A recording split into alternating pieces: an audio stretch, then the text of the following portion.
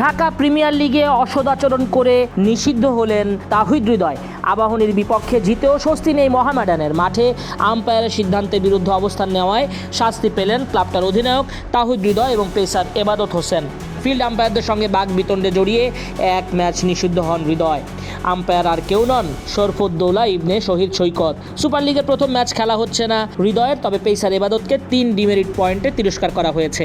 দুজনকে আর্থিক জরিমানা করা হলেও পরবর্তীতে সেটা মওকুফ করা হয়েছে বলে জানানো হয়েছে ম্যাচ রেফারির পক্ষ থেকে। মিরপুর শেরেবাংলা জাতীয় স্টেডিয়ামে ম্যাচের দ্বিতীয় ইনিংসে এমন ঘটনা ঘটে। 8ম ওভারে পেসার এবাদতকে খেলতে গিয়ে প্যাডে লেগে যায় আবাহনীর ব্যাটার মোহাম্মদ মিঠুনের।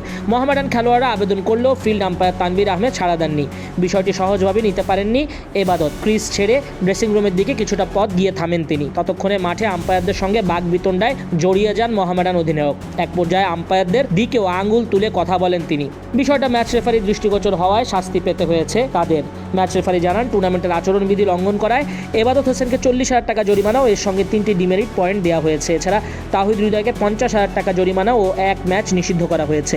নিজেদের ভুল স্বীকার করে শাস্তি কমানোর অনুরোধ করেছিলেন খেলোয়াড় ও মোহামেডান কর্তৃপক্ষ। পরে শাস্তি কমানো হয় জানিয়ে রাহুল বলেন, জরিমানার অর্থ মওকুফ করা হয়েছে, তবে পরের ম্যাচে নিষেধাজ্ঞা বলবৎ থাকবে তাহিদ হৃদয়ের। সুপার লিগের শুরুতে অধিনায়ককে পাচ্ছে না মোহামেডান।